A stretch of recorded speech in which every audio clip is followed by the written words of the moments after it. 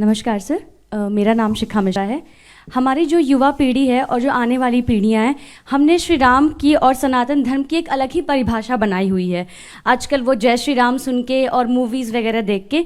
तो आपसे मैं जानना चाहूँगी कि हमारे लिए कौन सा सही तरीका होगा जिससे हम प्रभु राम को जान पाएँ जो प्रभु श्री राम हैं। देखिए, जो आपने बात कही वो सही बात है। मूवीज़ में एक इमेज बनी हुई है कि टीका लगाए, कंठी माला पहने और धोती कुर्ता पहने व्यक्ति विलेन ही होगा, ये तय मान लीजिएगा। और इतना ही नहीं, धर्माचार्य तो धूर्त होगा। इतना ही नहीं, प्रोफेसर मजाक का पार्ट होगा। पढ़ने लिखने वाला छात्र बेवकूफ होगा, वो चतुर महालिंगम होगा। और क्लास बंक करने वाला इंटेलिजेंट होगा। पॉकेट मारने वाला व्यक्ति जो होगा वो तो उदार होगा, क्योंकि वो चोरी करके बांट रहा होगा। ठीक। और जो बिजनेसमैन है या जो नौकरी कर रहा, वो बेवकूफ टाइप का दिखाया जाएगा, वो जिंदगी की दौड़ में पिछड़ता दिखाया जाएगा। अरे बहुत सारी चीजें दिमाग में भरी गई हैं फिल्मों में। ये बताइए, ये फौजी के डिसिप्लिन का मजाक उड़ेगा। हर हिंदी फिल्म में साउथ इंडियन मजाक का पार्ट होगा। हम लोग के जन्म के आसपास के जमाने की फिल्म वो कौन सी थी, पड़ोसन, मास्टर पिल्लई, एक चतुर नार करके सिंगार, वो भी मजाक के पार्ट होंगे। और अभी इधर कौन सी फिल्म थी, इसमें खजाना खोजने के लिए जाते हैं, जिसमें वो कहता है कि गोवा तक पहुंचने के लिए कितना टाइम लगेगा। उसने कहा जब तक नाम बताऊंगा तो बता देगा, श्रीनिवास, वेंकटेश, फलाना, अय्यर। उसका ही मजाक। भाई ये क्या है, उत्तर दक्षिण में लड़ाना है। हर फिल्म में सरदार मजाक का पार्ट होगा।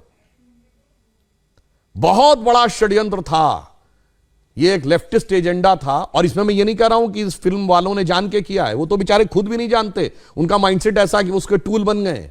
तो नई पीढ़ी ने तो बहुत कुछ ऐसा ही देखा है और ये बड़े करीने से उसके दिमाग में बैठा दिया गया है। अरे भाई, हम लोग भी बच्चे थे तो ऐसी बात रहती थी, बाबा आ जाएगा, झोली बाबा पकड़ के ले जाएगा, तो मतलब वो दाढ़ी वाला बाबा ही झोली होगा। और मैं किसी के प्रति अवमानना नहीं करना चाहता, मगर एक बात बताइए, कभी किसी मौलवी को नेगेटिव रोल में दिखाया गया हो तो बताइए।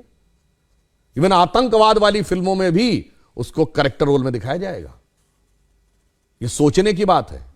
एक ही फिल्म में, अमिताभ बच्चन जी की फिल्म है 1970 के दशक की, जिसमें जब उनकी भाभी आती हैं और या मां अगर उनको प्रसाद देगी, मैं नहीं लेता ऐसा प्रसाद, मैं नहीं मानता ऐसे भगवान को जो गरीब का पेट नहीं भर सकता, उसी फिल्म में 786 का बिल्ला उनकी जान बचाता है और उसको यूं हाथ से लगा रखते। सोचिए कैसे दिमागों में चीजें भरी गई हैं। इसलिए मैं युवा पीढ़ी से कहूंगा, इस जगत प्रपंच से बाहर निकलिए और ओरिजिनल अपने टेक्स्ट पढ़िए। विवेकानंद का साहित्य पढ़िए, स्वामी राम तीर्थ का साहित्य पढ़िए, श्री अरविंदो का साहित्य पढ़िए। गांधी जी ने जो बातें बताएं, आप सब ने शनि की 7.5 वर्ड सुना होगा।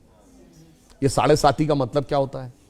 शनि एक राशि पे 2.5 साल रहता है और वो इतना शक्तिशाली, जिसे ढैया कहते हैं आप, एक उसकी इतना शक्तिशाली होता है कि एक राशि आगे और एक राशि पीछे तक इंपैक्ट रखता है। यानी कोई बहुत पावरफुल है तो उसका इंपैक्ट एक स्टेप आगे एक स्टेप पीछे, तो 2.5, 2.5, 2.5, 7.5।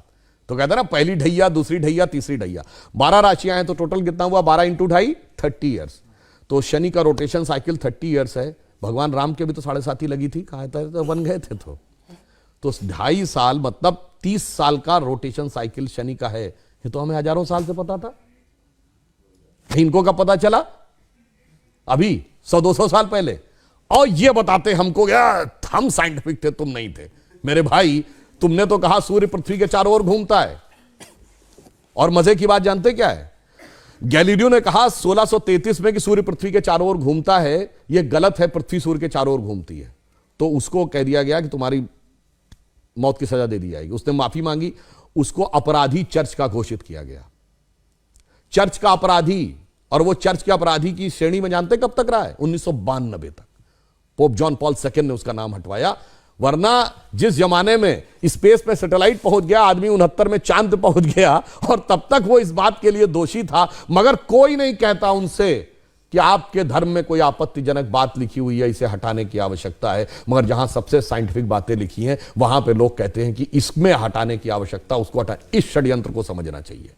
इस षड्यंत्र को आप भली भांति समझें तो आपको समझ में आएगा कि जो सभ्यता सर्वाधिक उदार है, उसी सभ्यता के साथ सबसे अधिक छल किया जाता है, जिसे हम कहना चाहेंगे आजादी का अमृतकाल है।